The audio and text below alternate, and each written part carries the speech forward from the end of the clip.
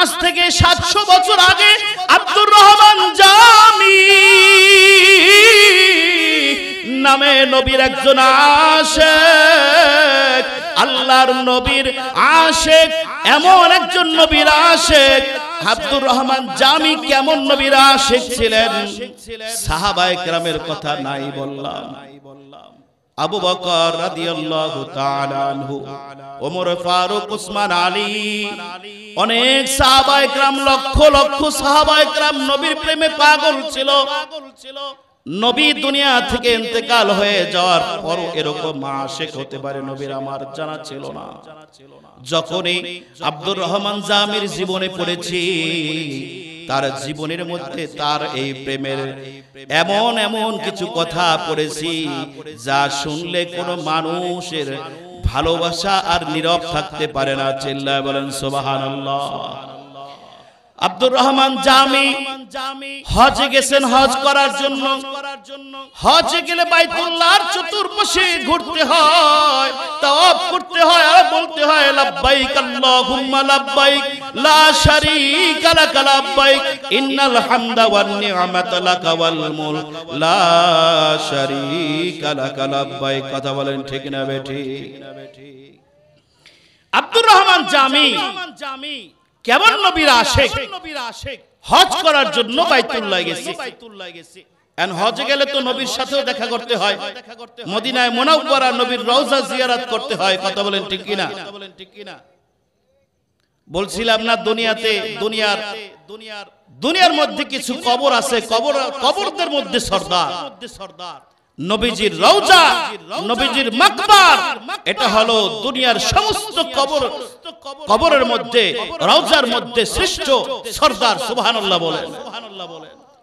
যেইখানে গেলে নবীর রওজা জিয়ারত করলে হাসরের ময়দানে আল্লাহর নবীর উপরে শাফাআত ওয়াজিব হয়ে যায়। সুবহানাল্লাহ বলেন।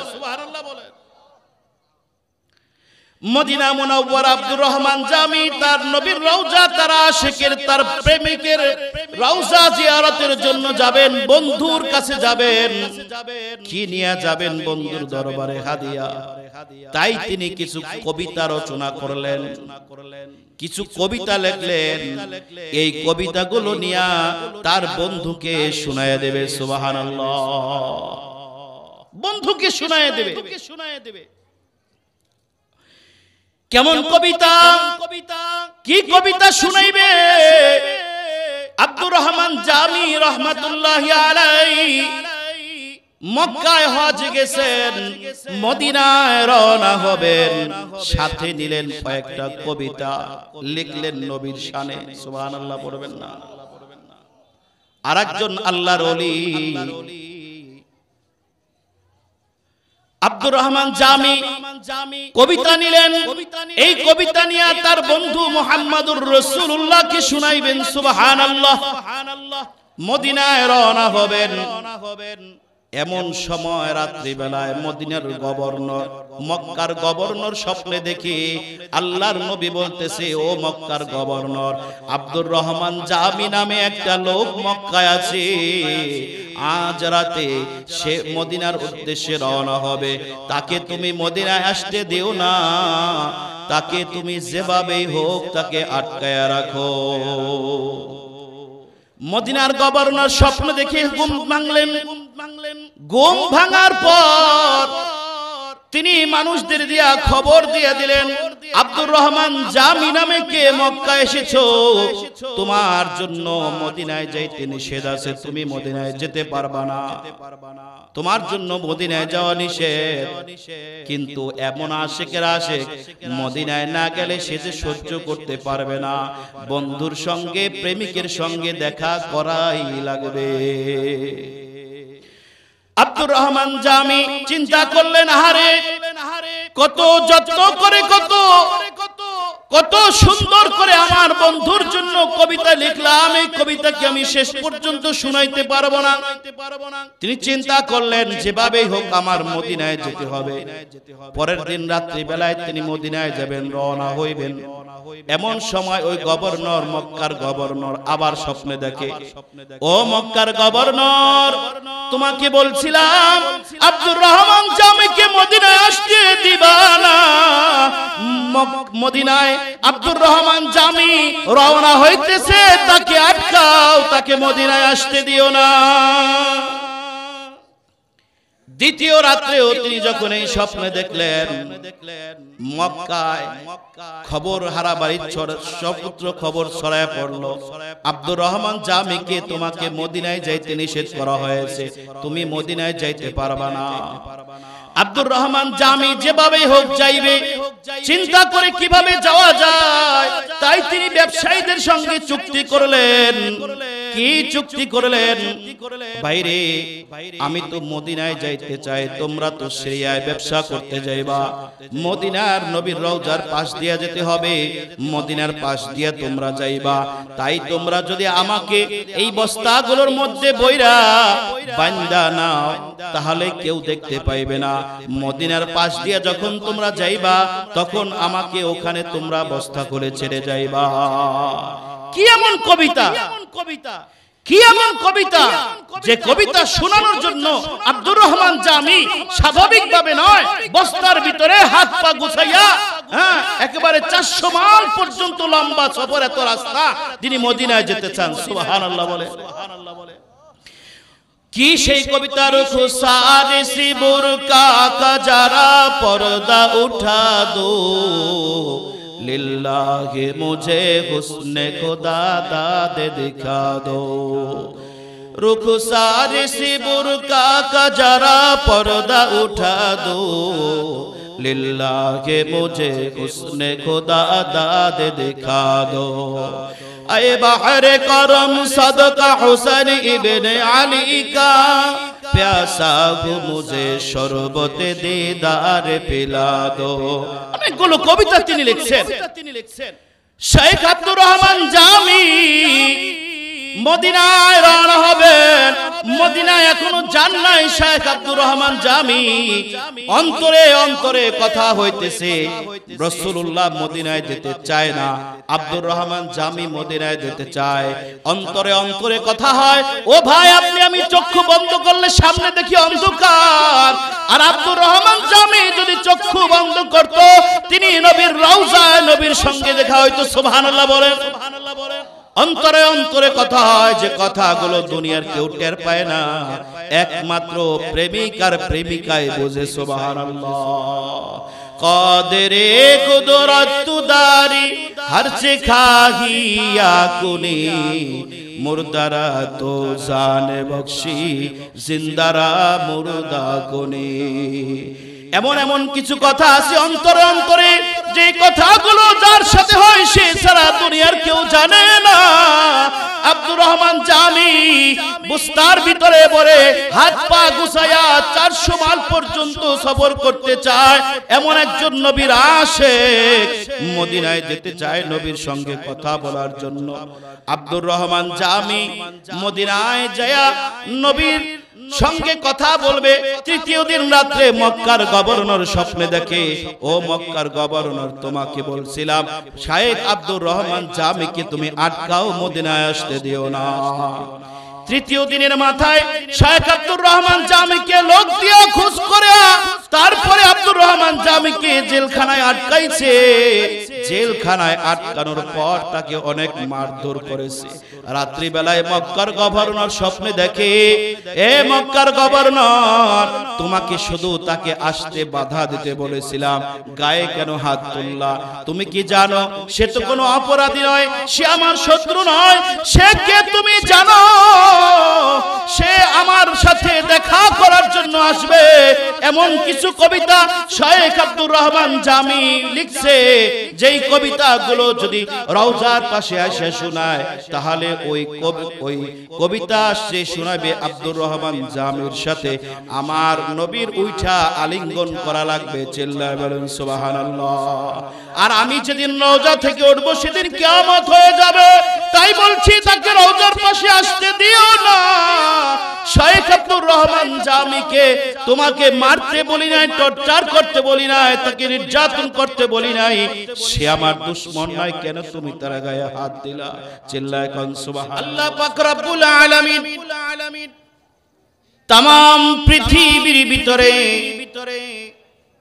যতগুলো জমিন সৃষ্টি করেছেন, জমিনের মধ্যে আল্লাহ তাআলা কিছু কিছু জমিনকে সর্দার, জমিনের সর্দার বানিয়েছেন। যেমনি ভাবে আল্লাহ তাআলা সমস্ত ফেরেশতাদের মধ্যে 4 জন ফেরেশতাকে ফেরেশতাদের সর্দার বানিয়েছেন। কয়জন ফেরেশতা? 4 জন ফেরেশতা ফেরেশতাদের সর্দার।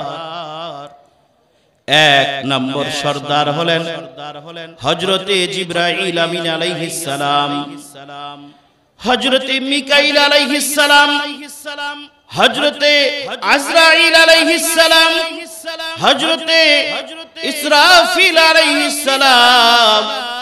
এই 4 জন ফেরেশতাকে আল্লাহ তাআলা तमाम ফেরেশতাদের ভিতরে সর্দার বানিয়েছেন। ঠিক তেমনি ভাবে এই দুনিয়ার জমিনের মধ্যে আল্লাহ তাআলা কিছু জমিনকে জমিনের সর্দার বানিয়েছেন। সুবহানাল্লাহ। সেই জমিন কোন জমিন? 1 নম্বর জমিনের মধ্যে সর্দার জমিন হলো আল্লাহ পাকের কাবা ঘরের আশেপাশের এরিয়া, মসজিদে হারাম। যেই জমিনকে বলা হয়, যেই জমিনে নামাজ আদায় করলে আল্লাহ তাআলা 1 লক্ষ রাকাত নামাজের সওয়াব দান করে, ওই জমিন সর্দার জমিন। আল্লাহ পাক অত্যন্ত চমৎকার করে বলেছেন, ওয়াত-তিনি ওয়াজ-যাইতুন ওয়া তুরি সিনিন ওয়া হাযাল বালাদিল আমিন। ওয়া হাযাল বালাদিল আমিন। জমিনের মধ্যে সর্দার জমিন, বাইতুল্লাহ, মসজিদে হারামের এরিয়াটুকু, সব জমিনটুকু জমিনের মধ্যে সর্দার। মসজিদে আকসার জমিনের মধ্যে সর্দার। সুবহানাল্লাহ বলবেন না? যেই মসজিদে আকসার আশেপাশের এরিয়াগুলোতে আল্লাহ তাআলা বরকত নাজিল করেছেন। আল্লাহ তাআলা সূরা বানি ইসরাঈলের মধ্যে বলেছেন, আল্লাযী বারাকনা হাওলাহু লিনুরিয়াহু মিন আয়াতিনা ইন্নাহু হুয়াস সামিউল বাসীর।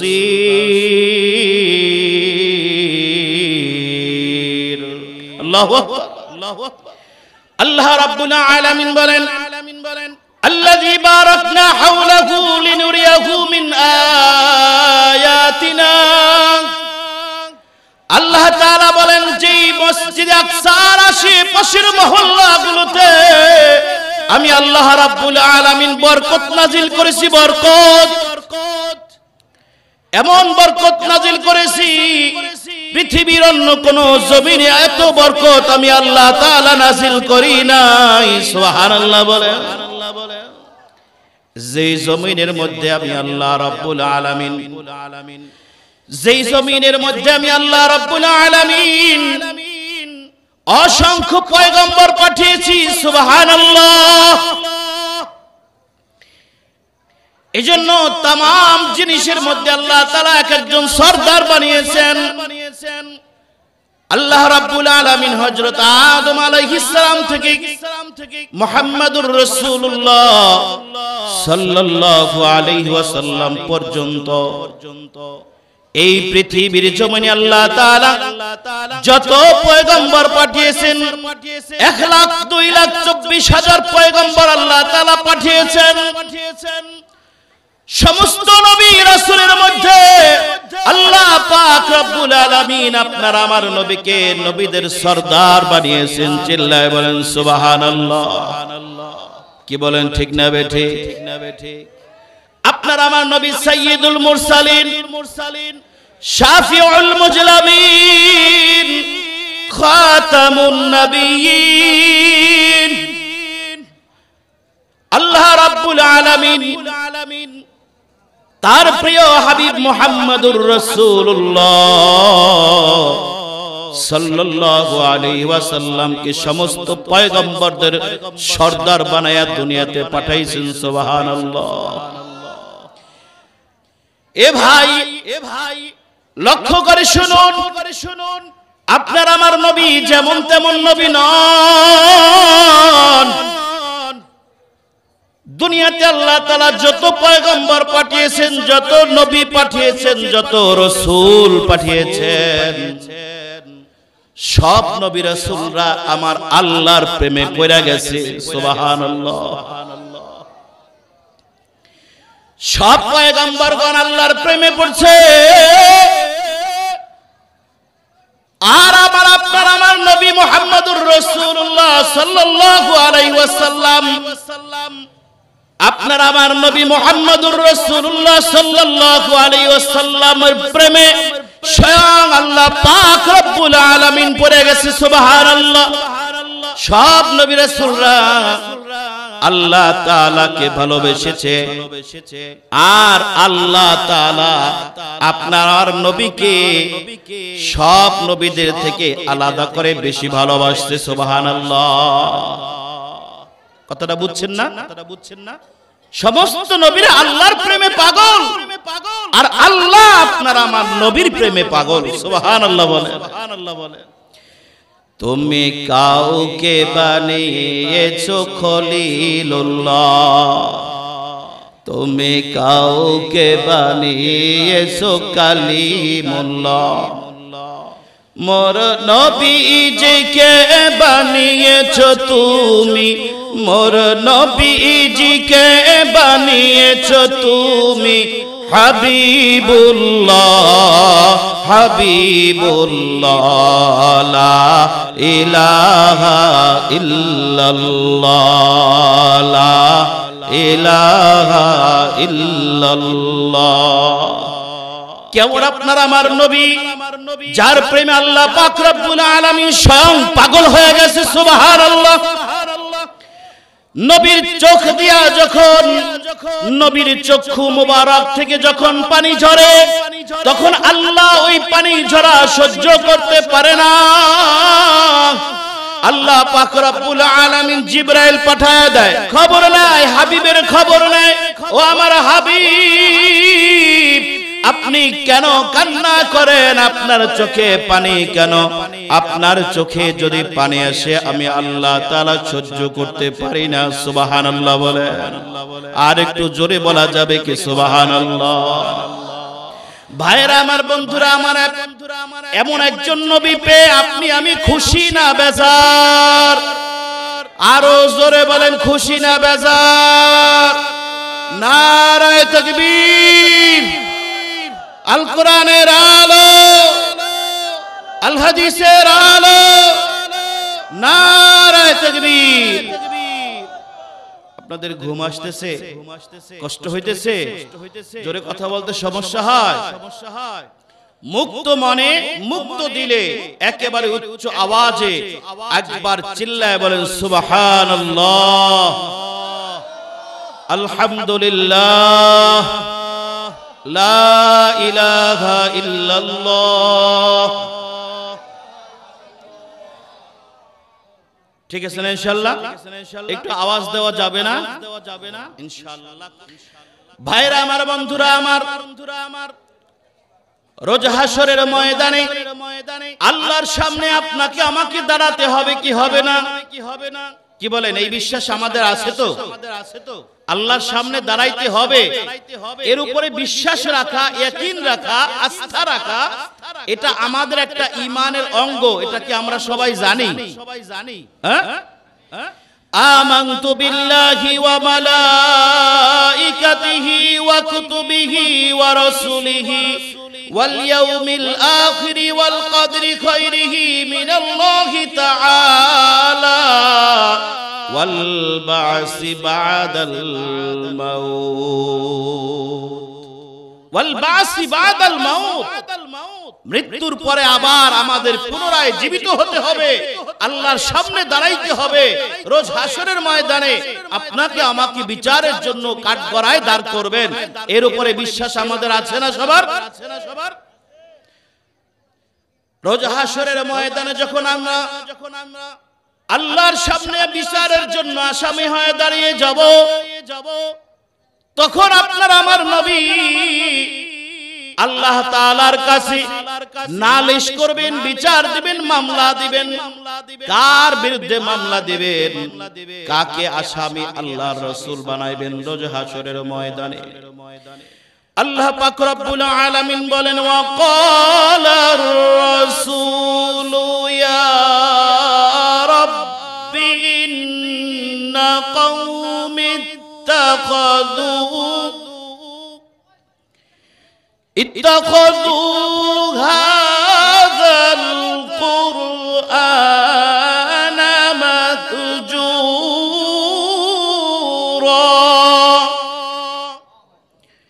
আল্লাহ রাব্বুল আলামিন বলেন রোজ হাসরের ময়দানে আল্লাহ তাআলা যার বিরুদ্ধে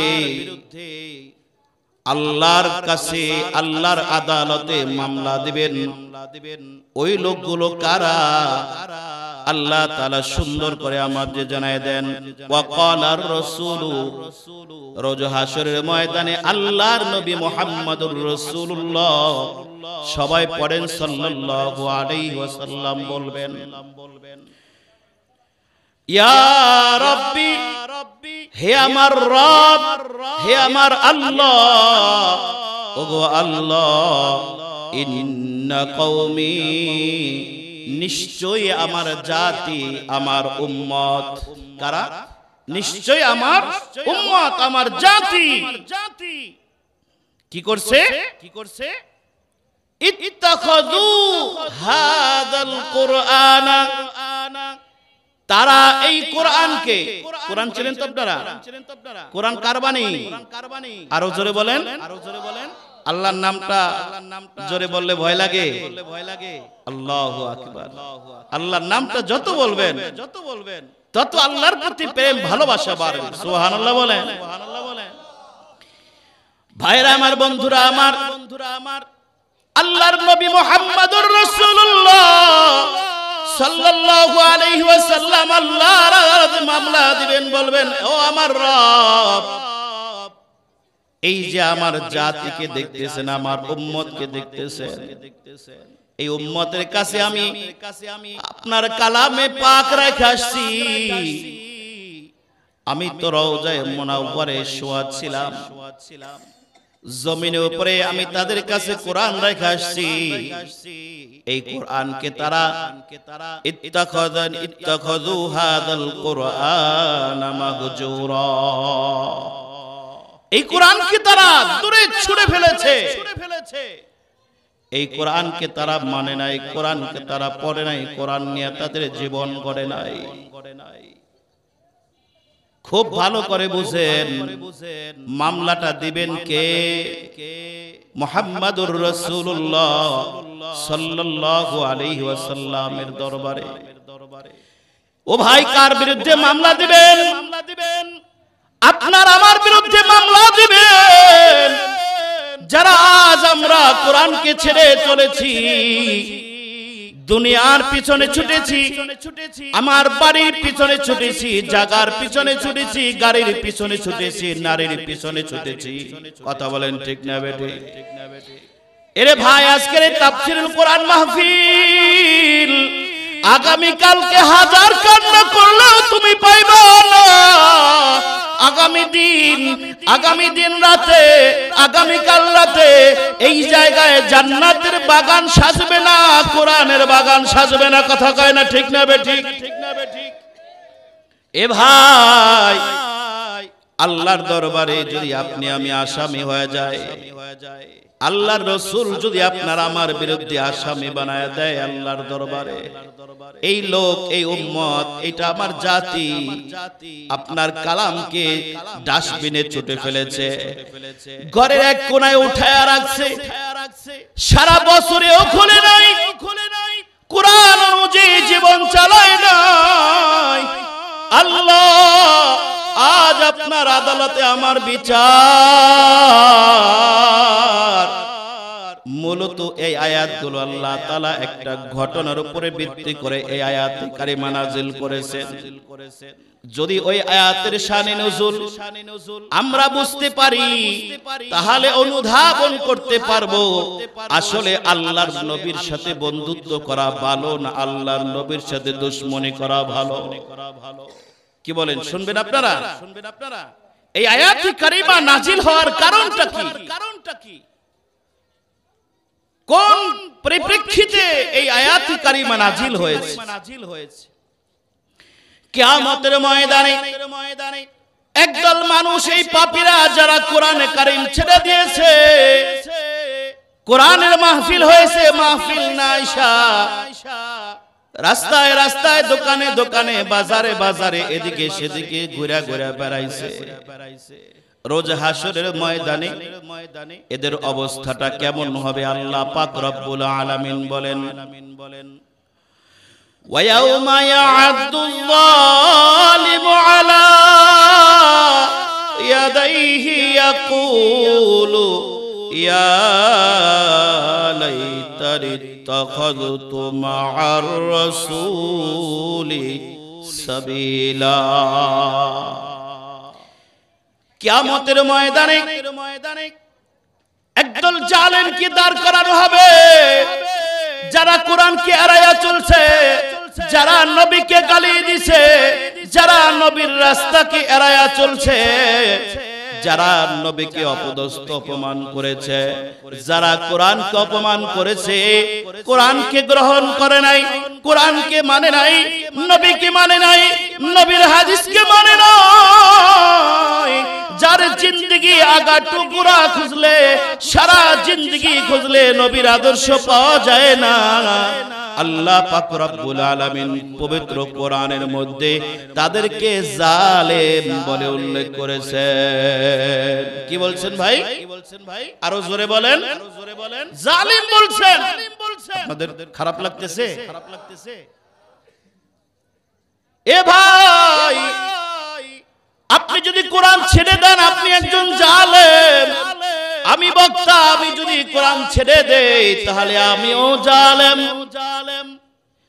দুনিয়ার কাবা ঘরের ইমাম যদি কোরআন ছেড়ে দেয়, নবীর আদর্শ ছেড়ে দেয়, কাবার ইমাম হতে পারে, কিন্তু আল্লাহর আদালতে সে জালেম। কথা বলেন ঠিক না বেটি? আর একজন মুসির ভিতরে যদি কোরআন থাকে, নবীর আদর্শ থাকে, ওই মুসি আল্লাহর একজন বান্দা, একজন ওলি। একজন ড্রাইভারের ভিতরে যদি কোরআন থাকে, তার আদর্শের মধ্যে রাসূলের আদর্শ থাকে, সেও আল্লাহর ওলি, নবীজির উম্মত। সুবহানাল্লাহ বলেন। যার ভিতরে কোরআন নাই, যার জীবনে কোরআন নাই, যার কাছে নবীর আদর্শ নাই, আল্লাহ তাআলা তারে জালেম বলে ডাক দেবে। রোজ হাসরের ময়দানে আল্লাহ বলবে, জালেম, আজকে রোজ হাসরের ময়দানে তুমি কি করবা? ওই জালেম কি করবে সেদিন? ইয়াউমা ইয়াআদুয যালিমু আলা ইয়াদাইহি, তার নিজের হাত নিজে কামড়াইবে। এ ভাই কি করবে? আফসোস করবে আর নিজের হাত নিজে কামড়াইবে আর বলবে, ইয়া লাইতানি ইত্তাখাযতু মা'আর রাসূলি সাবিলা। হায় আফসোস, দুনিয়াতে আমার হায়াতের জীবনে যদি আমি রাসূলের রাস্তাটা গ্রহণ করতাম, রাসূলের আদর্শটা গ্রহণ করতাম, রাসূলের উপরে যেই কোরআনে কারীম নাজিল হয়েছে ওই কোরআনে কারীম যদি আমি মানতাম, ওই কোরআন অনুযায়ী যদি আমার জীবন সাজাইতাম, তাহলে আজকে আমার এই অবস্থা হতো না। আমি জালেম হিসেবে আল্লাহর সামনে দাঁড়াইতাম না। আল্লাহ সেদিন জালেম বইলা ডাক দেবে। কি বলেন, আমরা কে কে চাই আল্লাহ আমাদেরকে জালেম বইলা ডাক দেখ? আমরা কি কেউ চাই? কেউ চাই? কেউ চাই না। আল্লাহ যদি আর কিছু নয়, জান্নাতি নয়, আল্লাহর ওলি নয়, এক একটা শুধু আশা, আল্লাহ যদি হাসরের ময়দানে হাসরবাসীর সামনে আপনাকে আমাকে আল্লাহর বান্দা বলে একটা ডাক দেয়, তাতেই আমরা খুশি। সুবহানাল্লাহ। কি বলেন, খুশি না বেজার? একটা ডাক যদি আল্লাহ দেয়, ওই আমার বান্দা তুই দুনিয়াতে বৈশা গুনাহ করছিলি, যা আমি তোরে মাফ করে দিলাম। সুবহানাল্লাহ। এই জালেম কি করবে? এই জালেম বলবে, ইয়া ওয়াইলাতা লাইতানি লাম আত্তাখিয ফুলানান খলিলা। হায় আফসোস, বন্ধুর পাল্লায় পড়ে যদি আমি রাসূলের দলটাকে ছেড়ে না দিতাম, কোরআনটাকে ছেড়ে না দিতাম, তাহলে অবশ্যই আমি আজকে এই মুসিবতে জালেমের কাতারে আমি দাঁড়াইতাম না। আফসোস করবে সেদিন। কে বলেন আফসোস করা ছাড়া কোনো রাস্তা আছে? ও ভাই, এই পর্যন্ত যারা কবরে আমরা যাদেরকে রাখছি, কবরে যাদেরকে শোয়াইছি, তারা কি কেউ জীবিত হয়ে ফিরে আসছে? কি বলেন, আসবে কোনোদিন? কেউ আসবে না। তাহলে এই দুনিয়া তো আমরা আর মরণের পরে আর আসতে পারবো না, অতএব আমাদের আফসোস ছাড়া তো কিচ্ছু থাকবে না। কথা বলেন ঠিক না বেঠিক? এই আয়াতগুলো আল্লাহ তাআলা একটা বিশেষ ঘটনার উপরে এই আয়াতগুলো নাজিল করছেন। আপনি আপনাদের শুনাই, তাহলে বুঝবেন। সংক্ষেপে ছোট্ট করে বলি। মক্কার মধ্যে দুই বন্ধু ছিল। এদিকে খেয়াল করেন, মক্কার মধ্যে দুই বন্ধু ছিল। আপনার আমার বন্ধু আছে না নাই? আছে না? কেমন বন্ধু বানাইবেন? কেমন বন্ধু আপনার হওয়া চাই? দুই বন্ধু ছিল, উকবা ইবনে আবি মুঈত আর একজন মুবাই ইবনে খাল। কয়জন? দুইজন বন্ধু ছিল। তো এই দুই বন্ধু একসাথে ব্যবসা বাণিজ্য করত, একসাথে ছোট থেকে বড় হয়েছে, একসাথে চলাফেরা করে, একসাথে ওঠে, একসাথে বসে, এরকম খুব একটা খাতির তার মধ্যে আছে। এখন মক্কার মধ্যে একটা নিয়ম ছিল, রীতি ছিল, এই ব্যবসা থেকে ফিরে আসার পর আয় ব্যয় হিসাব করে যদি লাভ হতো, লাভের কিছু অংশ টাকা খরচ করে এলাকাবাসীকে দাওয়াত করে খাওয়াইতো। তো তাদের ওই দিন ব্যবসায় লাভ হয়েছে, আগামী দিন এলাকাবাসী দাওয়াত করে খাওয়াইবো, এই উদ্দেশ্যে ঘর থেকে বের হয়েছে। উকবা ইবনে আবি মুঈত দাওয়াত দিতেছে মানুষজনকে। তো দাওয়াত দিতে বের হইয়া রাস্তার মধ্যে যার সাথে সর্বপ্রথম দেখা, তিনি ছিলেন আপনার আমার নবী মুহাম্মদুর রাসূলুল্লাহ সাল্লাল্লাহু আলাইহি ওয়াসাল্লাম। এই উকবা ইবনে আবি মুঈত কিন্তু এখনো মুসলমান হয় নাই, কাফের। উকবা ইবনে আবি মুঈত নবীর সঙ্গে দেখা, আল্লাহর নবী কে বলে, ওগো মুহাম্মদ, ঘর থেকে বের হইছি ভালো কাজের জন্য, আগামী দিন আমার বাড়িতে মেহমান আসবে। তুমি মক্কার মধ্যে একজন ভালো মানুষ, সত্যবাদী, আমানতদারী, তোমার মতন দ্বিতীয় কোনো মানুষ হয় না। মুহাম্মদ, আমার বাড়িতে কালকে তুমি মেহমান হবে। আল্লাহর নবী মুহাম্মদুর রাসূলুল্লাহ সাল্লাল্লাহু আলাইহি ওয়াসাল্লাম তার দাওয়াত কবুল করে নিলেন। পুরা এলাকা দাওয়াত দেওয়া শেষ, আগামী দিনের জন্য খাবার রেডি হচ্ছে, মেহমানদারির জন্য সবাই বসে গেছে, সবার সামনে খাবার পরিবেশন হচ্ছে। আল্লাহর নবী ও উকবা ইবনে আবি মুঈতের বাড়িতে গেলেন। যাওয়ার পরে তিনিও মেহমানদারি হইলেন, মেহমানদারিতে বসলেন, খাবার খাইতে বসলেন। বসার পরে আবি মুঈত খাবার পরিবেশন করতেছে, খাদেমগণ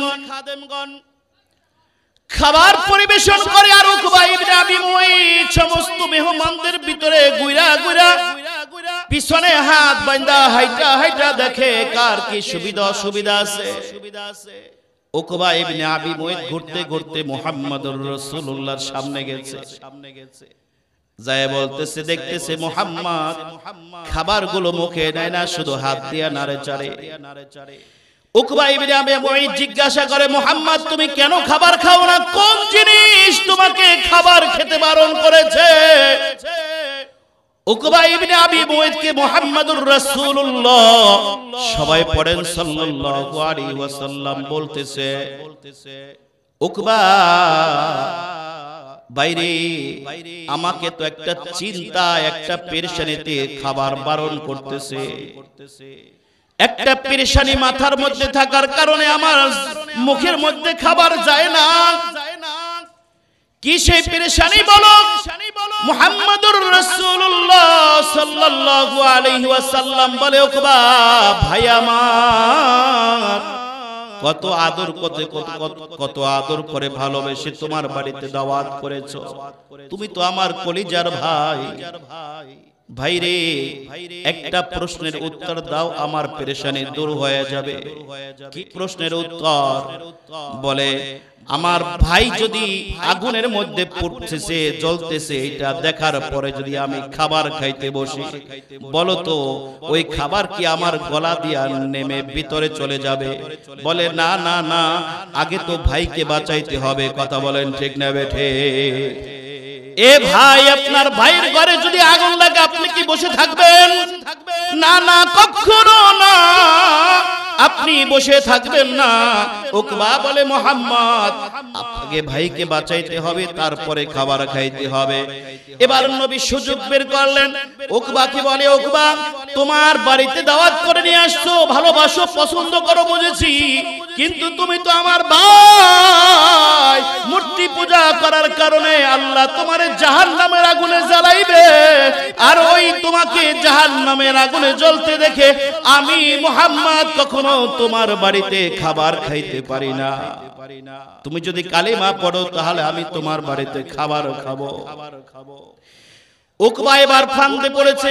কথা বলেন ঠিক না বেরি?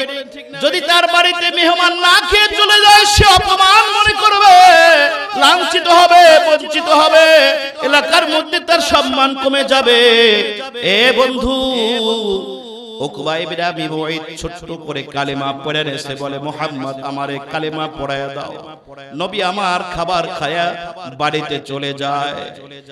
এদিকে মক্কার অলিতে গলিতে খবর হয়ে গেছে। কি খবর হয়ে গেছে?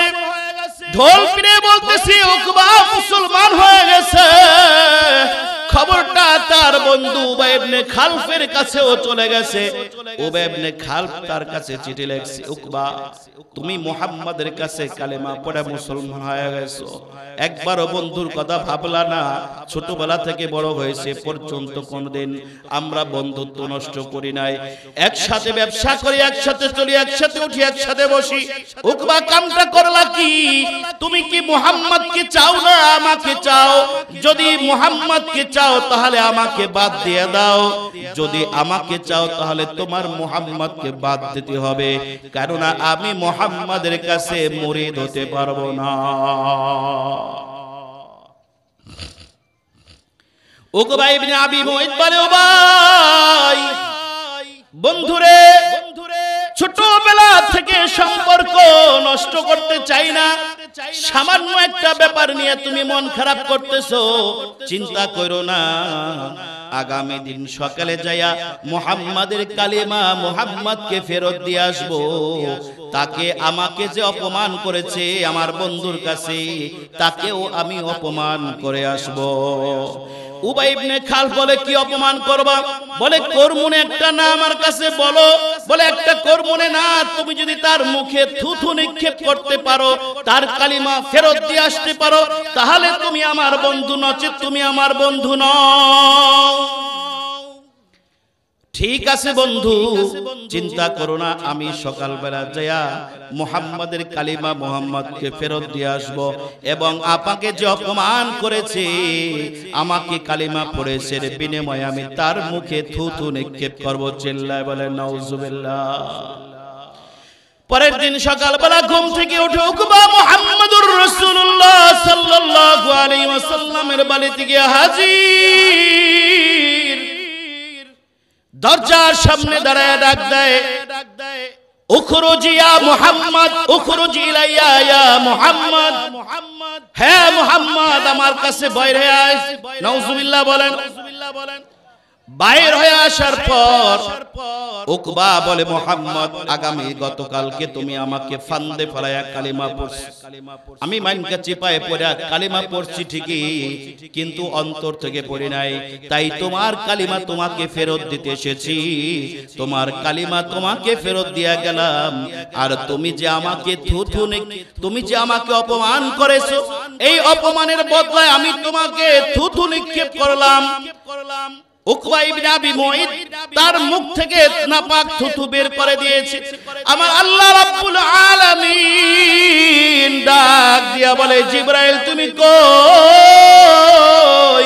যাও যাও যাও, উকবা ইবনে আবি মুঈতের মুখ থেকে নাপাক থুথু নিক্ষেপ করেছে আমার বন্ধুর চেহারার দিকে।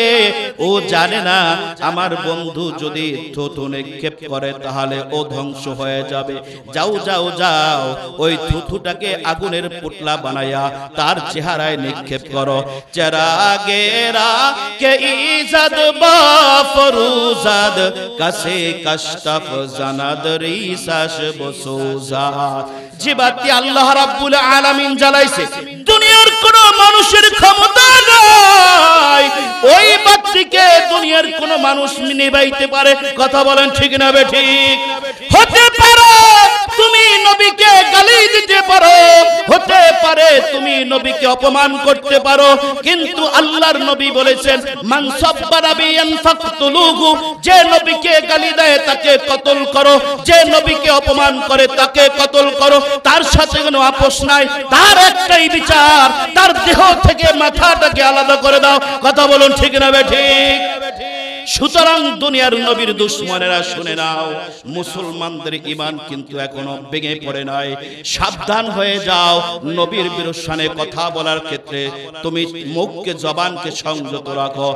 নবীর বিরুদ্ধে যদি তুমি গালি দাও, নবীকে গালি দাও, নবীকে অপমান করো, নবীর বিরুদ্ধে কোরআনের বিরুদ্ধে যতই ষড়যন্ত্র করো না কেন, আল্লাহ রাব্বুল আলামিনের বান্দাগণ নবীর আশিকেরা আছে, তারা কোনোদিনও সহ্য করবে না, প্রয়োজনে নিজের জীবন দেবে, নচেৎ তোমার দেহ থেকে মাথা আলাদা করে দেবে। কথা বলেন ঠিক না বেঠিক? সুতরাং নবীর শানে, নবীর কাছাকাছি হয়েও নবীর বন্ধু হতে পারে নাই। আমরাও যদি আমার রকম দু একটা পায়া যায়, বন্ধুত্ব ঠিক রাখবো না আমার নামাজ ঠিক রাখবো? বন্ধু ঠিক রাখবো না কোরআন ঠিক রাখবো? বন্ধু যদি বলে দাড়ি রাখলি কেন, দাড়িটা কেটে ফেলো, নয়তো একসাথে চলতে পারি না, এমন বন্ধু রাখবেন কে? কে রাজি আছেন? কেউ রাখবেন? কেউ রাখবেন না। যে বন্ধু বলবে দাড়ি রাখলি কেন বেটা, এখন দাড়ি রাখার সময় হয়েছে, এখন বিয়ে শাদী করি নাই, এখনো কত আড্ডা রয়েছে পয়রা, দাড়ি রাখলে কি হলে যাও? কথা বলেন ঠিক না বেঠিক? যাত্রা গানে যাওয়া যায়, পূজায় যাওয়া যায়। আস্তাগফিরুল্লাহ রাব্বি। মুসলমানের সন্তান নবীকে চিনে না, নবীকে জানে না, নবীকে বোঝে না। আমরা মুসলমান নবীর উম্মত দাবি করি। কথা বলেন ঠিক না বেঠিক?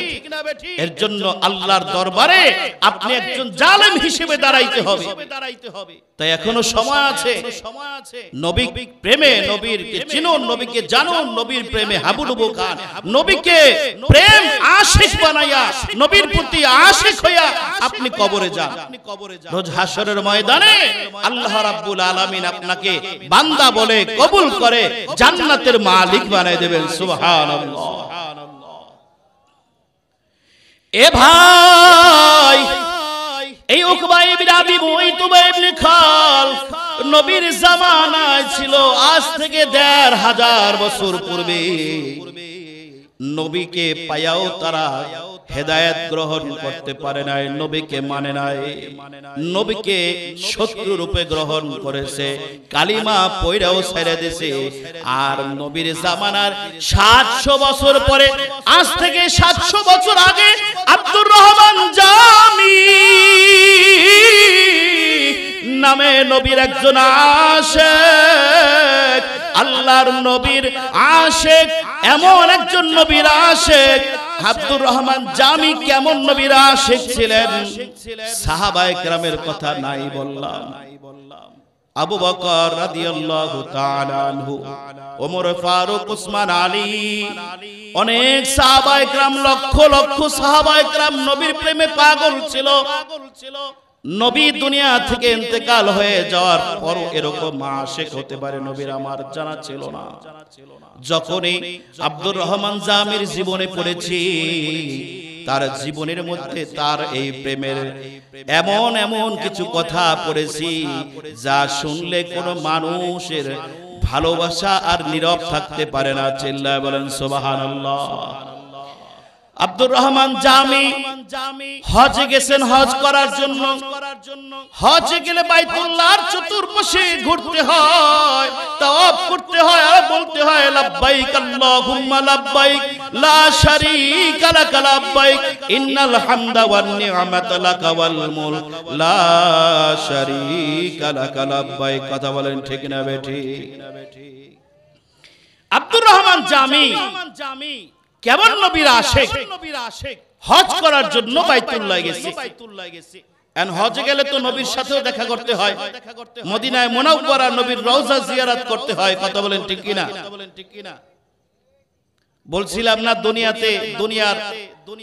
দুনিয়ার মধ্যে কিছু কবর আছে কবরদের মধ্যে সরদার নবীজির রওজা নবীজির মাকবার এটা হলো দুনিয়ার সমস্ত কবরের মধ্যে রওজার মধ্যে শ্রেষ্ঠ সরদার সুবহানাল্লাহ বলেন যেইখানে গেলে নবীর রওজা জিয়ারত করলে হাসরের ময়দানে আল্লাহর নবীর উপরে শাফাআত ওয়াজিব হয়ে যায় সুবহানাল্লাহ বলেন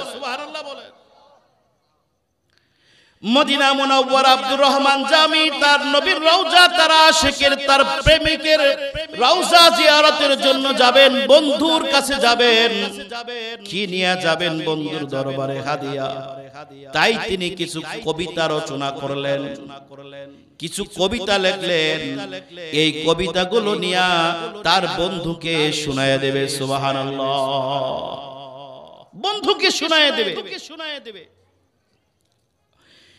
কেমন কবিতা কি কবিতা শুনাইবে আব্দুর রহমান জামি রাহমাতুল্লাহি আলাইহি মক্কায় হজ গেছেন মদিনায় রওনা হবেন সাথে নিলেন কয়েকটা কবিতা লিখলেন নবীর শানে সুবহানাল্লাহ পড়বেন না আরেকজন আল্লাহর ওলি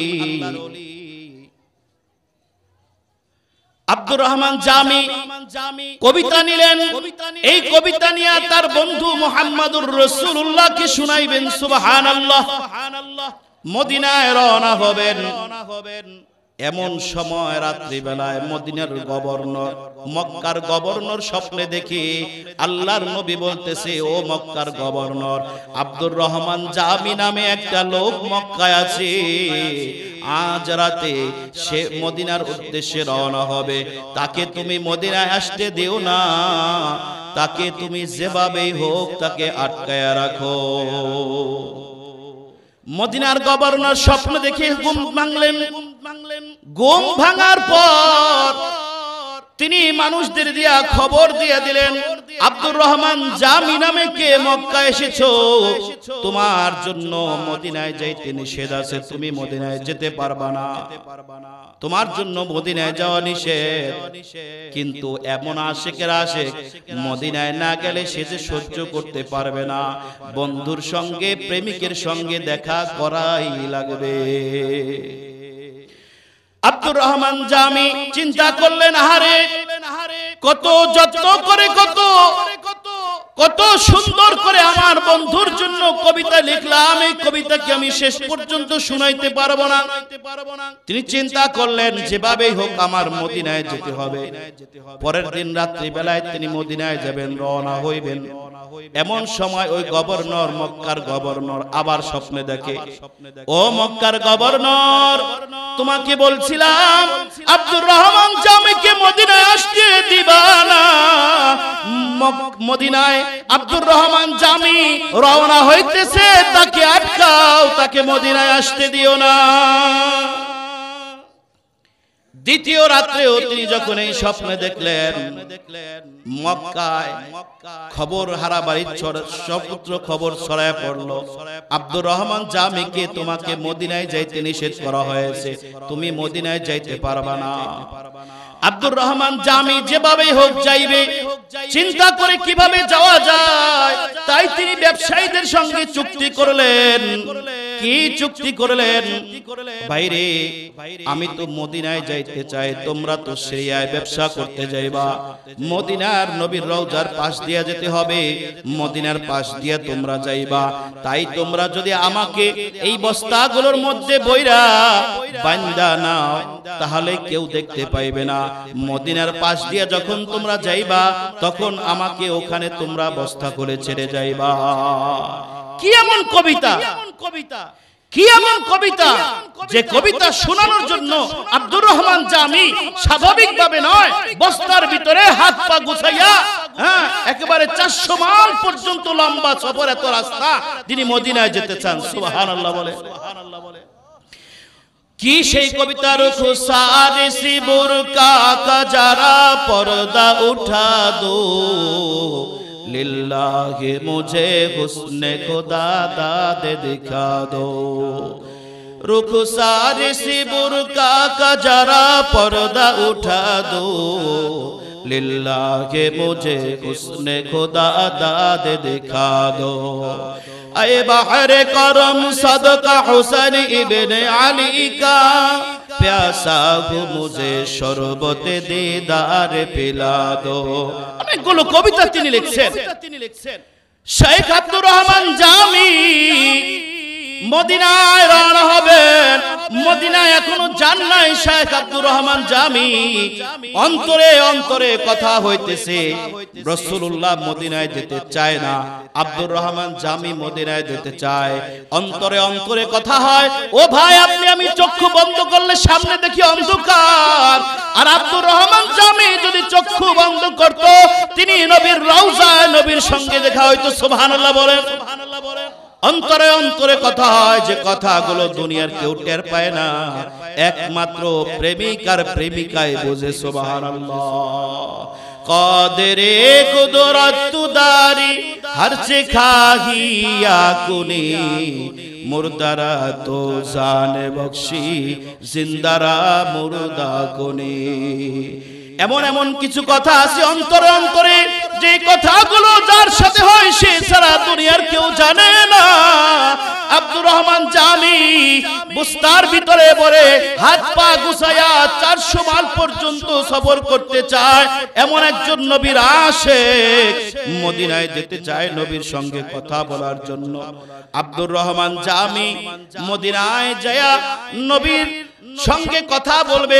তৃতীয় দিন রাতে মক্কার গভর্নর স্বপ্নে দেখে, ও মক্কার গভর্নর, তোমাকে বলছিলাম শায়েখ আব্দুর রহমান জামিকে তুমি আটকাও, মদিনায় আসতে দিও না। তৃতীয় দিনের মাথায় শায়েখ আব্দুর রহমান জামিকে লোক দিয়ে খোঁজ করে, তারপরে আব্দুর রহমান জামিকে জেলখানায় আটকাইছে। জেলখানায় আটকানোর পর তাকে অনেক মারধর করেছে। রাত্রি বেলায় মক্কার গভর্নর স্বপ্নে দেখে, এ মক্কার গভর্নর, তোমাকে শুধু তাকে আসতে বাধা দিতে বলেছিলাম, গায়ে কেন হাত তুললা? তুমি কি জানো সে তো কোনো অপরাধী নয়, সে আমার শত্রু নয়, সে কে তুমি জানো? সে আমার সাথে দেখা করার জন্য আসবে। এমন কিছু কবিতা শায়েখ আব্দুর রহমান জামি লিখছে, যেই কবিতাগুলো যদি রওজার পাশে এসে শোনায়, তাহলে ওই কবিতা সে শোনাবে আব্দুর রহমান জামির সাথে আমার নবীর উঠা আলিঙ্গন করা লাগবে। চিল্লায় বলেন সুবহানাল্লাহ। আর আমি যেদিন রওজা থেকে উঠবো সেদিন কিয়ামত হয়ে যাবে, তাই বলছি তাকে রওজার পাশে আসতে দিও না। শায়েখ আব্দুর রহমান জামিকে তোমাকে মারতে বলি নাই, টর্চার করতে বলি নাই, তাকে নির্যাতন করতে বলি নাই, সে আমার দুশমন নয়, কেন তুমি তার গায়ে হাত দিলা? চিল্লায় কোন সুবহানাল্লাহ। 700 বছর পরে এসে যদি রাসূলের সাথে এত প্রেম আর ভালোবাসা হয়ে থাকে, এ পালানের মুসলমান, আজকে এই জান্নাতের বাগান সাজায়া, কোরআনের বাগান সাজায়া, এই মাহফিল থেকে, এই কোরআন থেকে, নবীর আদর্শ থেকে তোমাকে শিক্ষা নিতে হবে সারা জীবনে যে কয়টা দিন তুমি ব্যয় করেছো ভালো করেছো আল্লাহর কাছে তওবা করো আল্লাহ তাআলা ইচ্ছা করলে তোমার জীবনের গুনাহগুলো maaf করে দিবেন কথা বলেন ঠিক না বেঠিক বাকি জীবন তোমার কোরআন অনুযায়ী চলতে হবে কথা বলেন ঠিক না বেঠিক এই যে পবিত্র মাহে রমজান আসতেছে সমস্ত মাসের মধ্যে সরদার মাস হচ্ছে মাহে রমজান কথা বলেন ঠিক না বেঠিক এই মাসের কিছু পবিত্রতা অপবিত্রতা আছে জানা আছে আপনাদের এই মাসে কিছু করণীয় বর্জনীয় আছে এই মাসে একদল মানুষ তার জীবনের গুনাহগুলো maaf করে সে জান্নাতি হবে আর এই মাসে একদল মানুষ সে আরো গুনাহ করে সে জাহান্নামের আসামি হবে কথা বলেন ঠিক না বেঠিক পবিত্র মাহে রমজানে মনে করে আজকে যদি এখন সময় থাকতো তাহলে আমি আপনাদের বুঝাইতে পারতাম যে পবিত্র মাহে রমজান কত দামি শুধু আপনাদের বলতে চাই পবিত্র মাহে রমজান আল্লাহ তাআলা পুরো এক মাস রোজা আল্লাহ তাআলা আপনার আমার উপরে ফরজ করেছেন সুবহানাল্লাহ কয় মাস রোজা ভাই এক মাস রোজা এই রোজার ফজিলত জানেন আপনি হাদিস শরীফের মধ্যে নবী আরবি রাহমাতুল লিল আলামিন সাল্লাল্লাহু আলাইহি ওয়াসাল্লাম বলেন আসিয়ামু জুন্নাতুম মিনান নার রোজা দোজখ হইতে মুক্তির ঢাল স্বরূপ সুবহানাল্লাহ বলেন ঢাল চেনেন নি আপনারা আগে যখন যুদ্ধ হইতো তরবারি আর ঢাল তলোয়ার দিয়া বইতে যারা অনেক পড়ছেন ছোটবেলায় ঢাল তলোয়ারি ছবিতে আঁকাও ছিল যেটা অস্ত্র আঘাতকে ফিরানোর জন্য যেই জিনিসটা ব্যবহার করা হয় ওটার নাম হলো ঢাল কথা বলেন ঠিক না বেঠিক তো এই ঢালকে রোজার আগুন জাহান্নামের আগুন থেকে বাঁচার জন্য রোজাকে ঢাল স্বরূপ ব্যবহার করা হয়েছে চিল্লায় বলেন সুবহানাল্লাহ তাহলে রোজা যারা রাখবে তারা হবে জান্নাতি রোজা যারা রাখবে না তারা হবে জাহান্নামী কথা বলেন ঠিক না বেঠিক যেমন আল্লাহ পাক রব্বুল আলামিন বলেন ইয়া আইয়ুহাল্লাযীনা আমানু কুতিবা আলাইকুমুস সিয়াম কামা কুতিবা আলাল্লাযীনা মিন ক্বাবলিকুম লাআল্লাকুম তাত্তাকুন এই রোজাকে আল্লাহ তাআলা ফরজ করেছেন কেন ফরজ করেছেন রোজা কি আমাদের পূর্বে আরো নবীদের উপরে ফরজ ছিল আল্লাহ বলেন কামা কুতিবা আলাল্লাযীনা মিন ক্বাবলিকুম যেরকম ভাবে তোমাদের পূর্ববর্তীদের উপরে রোজা ফরজ ছিল তোমাদের উপরে রোজা ফরজ এই ফরজের বিধানকে যারা স্বেচ্ছায় ছেড়ে দিবে তারা কি আর মুসলমান থাকতে পারে জোরে বলেন মুসলমান থাকতে পারে এখানে আরেকটা জিনিস না বুঝাইলেই নয় ঈমান এক জিনিস আর ইসলাম আরেক জিনিস ঈমান যার মধ্যে থাকে সে ঈমানওয়ালা ঈমানদার ইসলাম যার মধ্যে থাকে সে মুসলমান কথা বলেন ঠিক না বেঠিক এ ভাই যদি কেউ জাকায় বেগুন নিয়া বাজারে বিক্রি করতে যায় আপনি তার নাম জানেন না তাকে চেনেন না তখন আপনি তাকে কি বলে রাখবেন ও ভাই বেগুনওয়ালা কথা বলেন ঠিক না বেঠিক লেস ফিতা বিক্রি করতে আসলে আপনি তাকে কেমনে রাখবেন এই ভাই লেস ফিতাওয়ালা কথা বলেন ঠিক না বেঠিক এভাবে রাখবেন না তাহলে ईमानदार ईमान रखने वाला मुसलमान रोजादार रोजा रखने वाला ला इलाहा इल्लल्लाह এইটা যে মনে প্রাণে বিশ্বাস করেছে ইয়াকিন করেছে মুখে স্বীকার করেছে তিনি হলেন ঈমানদার আর মুসলমান কাকে বলা হয় ক্বালান নবী সাল্লাল্লাহু আলাইহি ওয়াসাল্লাম বুনিয়াল ইসলামু আলা খামসিন শাহাদাতি আল্লা ইলাহা ইল্লাল্লাহ ওয়া আন্না মুহাম্মাদার রাসূলুল্লাহ ওয়া ইকামিস সালাহ ওয়া ইতাইজ যাকাহ ইলা আখিরিল হাদিস কামা ক্বালান নবী সাল্লাল্লাহু আলাইহি ওয়াসাল্লাম আল্লাহর নবী মুহাম্মদুর রাসূলুল্লাহ সাল্লাল্লাহু আলাইহি ওয়াসাল্লাম এ বাবা লক্ষ্য করে শুনুন ইসলাম চলে পাঁচটা খুঁটির উপরে কয়টা খুঁটির উপরে আরো জোরে বলেন কয়টা খুঁটির উপরে পাঁচটা খুঁটির উপরে চলে লা ইলাহা ইল্লাল্লাহ বললেই সে মুসলমান হয়ে যায় না আর খালি নামাজ পড়লে রোজা রাখলে দান সদকা করলে পর্দা পর্দা করলে হজ করলে যাকাত দিলে মুমিন হয়ে যায় না ভালো করে বুঝবেন ঈমান ছাড়া ইসলাম চলে না ইসলাম না থাকলে ঈমান থাকে না কথা বলেন ঠিক না বেঠিক আল্লাহর নবী বলেন 5 জিনিসের উপরে ইসলাম ভিত্তি, 5টা খুঁটির উপরে ইসলাম টিকে আছে। 1 নম্বর হলো লা ইলাহা ইল্লাল্লাহ, 2 নম্বর হলো ইকামিস সালাত, নামাজ কায়েম করা, 3 নম্বর হলো ওয়া ইতাইজ যাকাত, যাকাত আদায় করা, ওয়াল হজ্জ ওয়া সাওমি রমাদান, আর একটা হজ, একটা হলো যাকাত। এই হলো ইসলাম 5টা জিনিস।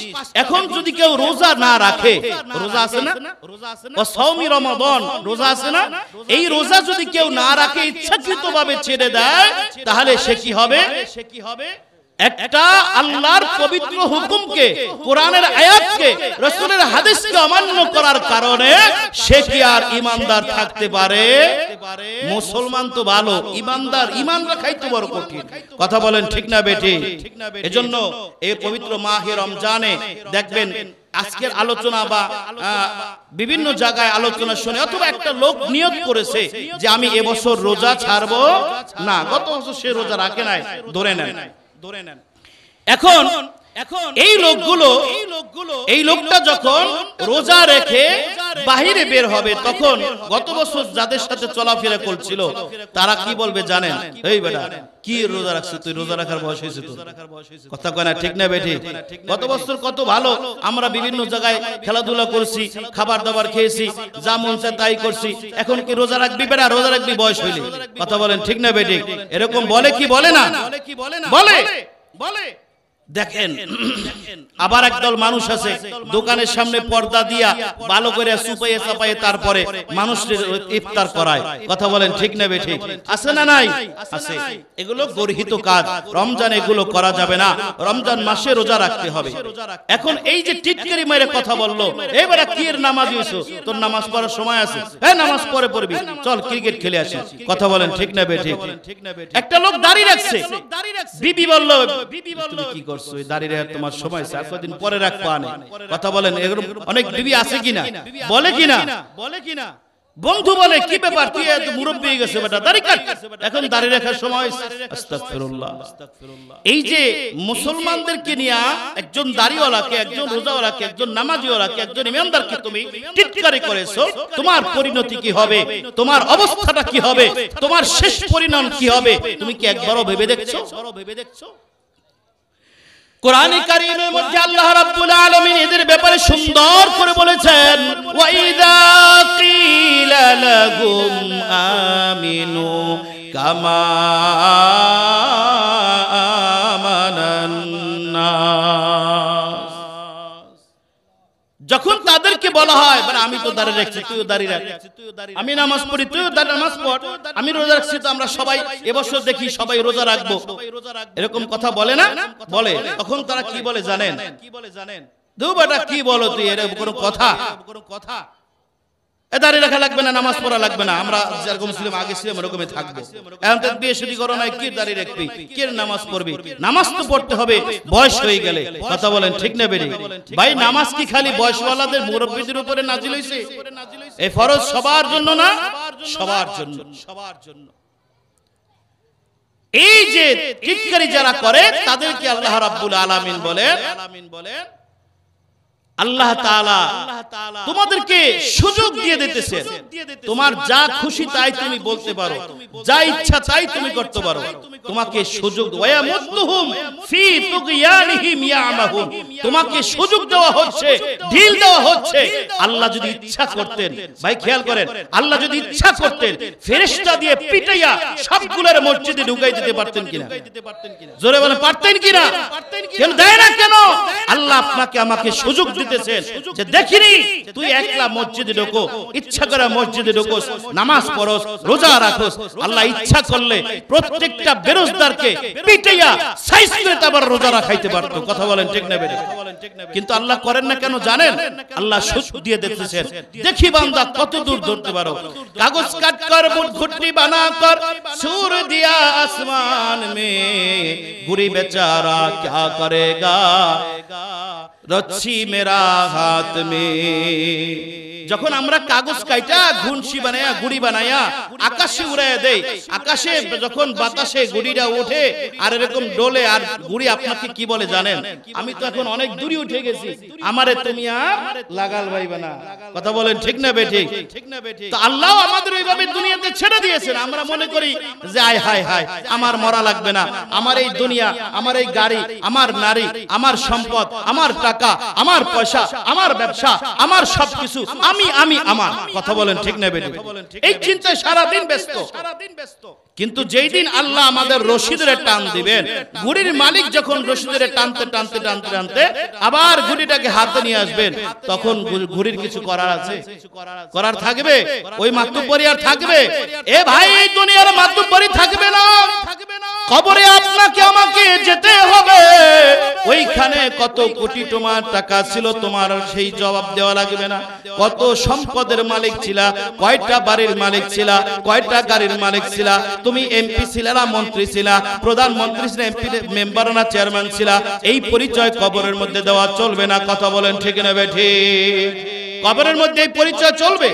এই পরিচয় চলবে না। কবরের মধ্যে পরিচয় চলবে কি? আমল। আপনি কি করছেন এইটার উপর ভিত্তি করে আপনার প্রশ্নের উত্তর, এইটার উপরে ভিত্তি করে আপনার কবরের মধ্যে শান্তি, জান্নাত, জাহান্নাম ফয়সালা হয়ে যাবে, শুধু আপনার আমলের উপর ভিত্তি করে। আমি আপনাদের আর একটা ছোট্ট কথা বলি, আমি একটা ছোট্ট উদাহরণ দেই, বুঝতে পারবেন আসলে কবর কাউকে ক্ষমা করে না। কবর কাউকে ক্ষমা করে না, কোনো ক্ষমতা নয়, কোনো কিচ্ছুর বিনিময় নয়। কবর চিনে শুধু আপনি কেমন লোক, ভালো লোক না খারাপ লোক, আপনি কি নেকিওয়ালা আপনি গুনাহওয়ালা। কথা বলেন ঠিক না বেঠিক? নবীজির মেয়ে ফাতেমা, নাম কি? নবীজির মেয়ে ফাতেমা রাদিয়াল্লাহু তাআলা আনহা। তিনি কে? সাইয়্যিদা শাবাবি আহলিল জান্নাহ। কথা বলেন ঠিক না বেঠিক? জান্নাতের মহিলাদের, সমস্ত মহিলাদের সরদারনি হলেন হযরতে ফাতেমা। কার মেয়ে? নবীজির মেয়ে। কার মা? জান্নাতের সমস্ত যুবকদের সরদার দুইজনের মা, ইমাম হুসাইন হাসানের মা হলো ফাতেমাতুজ জোহরা রাদিয়াল্লাহু তাআলা আনহা। হযরতে আলী শেরে খোদা, হযরতে আলীর স্ত্রী, জান্নাতের সার্টিফিকেট প্রাপ্ত দুনিয়াতে একজন সাহাবীর নাম হলো হযরতে আলী। তার স্ত্রী এমন একজন মানুষ যখন কবরের মধ্যে রাখা হয়, তখন আবু যর গিফারি, খুব সংক্ষেপে বলতেছি, আবু যর গিফারি রাদিয়াল্লাহু তাআলা আনহু কবরকে ডেকে বলে, হেই কবর, তুমি কি জানো আজকে তোমার মধ্যে কাকে রাখা হবে? এ কবর শোনো, তোমার মধ্যে আজকে জান্নাতের সরদারিনী হযরতে ফাতেমাকে রাখা হবে। কবর, তুমি কি জানো তোমাকে আজকে তোমার মাঝে কাকে রাখা হবে? জান্নাতের যুবকদের সরদারদের মা হাসান হুসাইনের আম্মা ফাতেমা রাদিয়াল্লাহু তাআলা আনহাকে রাখা হবে। এ কবর, তুমি কি জানো আজকে তোমার মধ্যে কাকে রাখা হবে? নবীজির কন্যা, নবীজির কলিজার টুকরা ফাতেমা রাদিয়াল্লাহু তাআলা আনহাকে, নবীর মেয়েকে কবরের মধ্যে রাখা হবে। কবর, তুমি কি জানো তোমাকে আজকে কাকে তোমার মাঝে রাখা হবে? ফাতেমা রাদিয়াল্লাহু তাআলা আনহা, তিনি হযরতে আলী রাদিয়াল্লাহু তাআলা আনহুর স্ত্রী, তাকে তোমার মধ্যে রাখা হবে। এবার কবর আল্লাহ রাব্বুল আলামিন কে ডাক দিয়া বলে, ওগো আল্লাহ, জান্নাতি সার্টিফিকেট ওয়ালা, জান্নাতি টিকিট পানেওয়ালা একজন সাহাবী, আমি কবরের সাথে কথা বলতে চাই, আমার জবানটা আপনি একটু খোলা দেন। সুবহানাল্লাহ বলবেন না? আল্লাহ বলে, যাও, তোমার জবান খুলে দিলাম। কবর জবান খোলার পর ডাক দিয়ে আবু যর গিফারিকে বলতেছে, ও আবু যর, জান্নাতের টিকিটধারী আবু যর, শোনো, আমি কবর অন্ধকারের ঘর, আমি কবর একাকিত্বের ঘর, আমি কবর পোকামাকড়ের ঘর, আমি কবরের মধ্যে নবীর মেয়ে ফাতেমাকে চিনি না, হাসান হুসাইনের আম্মাকে চিনি না, আমি কবর হযরত আলীর স্ত্রী চিনি না, আমি কবর নবীর মেয়ে ফাতেমাকে চিনি না। আমার কাছে যদি ভালো আমল নিয়ে আসে তাহলে আমি তার সাথে ভালো ব্যবহার করব, আর যদি সে খারাপ আমল নিয়ে আসে তাহলে সে আমার সাথে দুর্ব্যবহার পাবে। কথা বলেন ঠিক না বেঠে? এ ভাই ওইখানে কত কোটি টাকার মালিক এটা কিন্তু কোনো পরিচয় না। কথা বলেন ঠিক না বেঠে? কবর কিন্তু দুনিয়া না, দুনিয়া কিন্তু কবর না। কথা বলেন ঠিক কি না? এজন্য কবরে যাবার আগে, মরণ আসার আগে আল্লাহ পাক আমাদের সবাইকে গুনাহগুলো মাফ করে এবং এই দুনিয়াতে থেকে আমাদের সবাইকে ভালো ভালো কাজগুলো করার তৌফিক আল্লাহ তাআলা দান করেন। সবাই বলেন আমিন।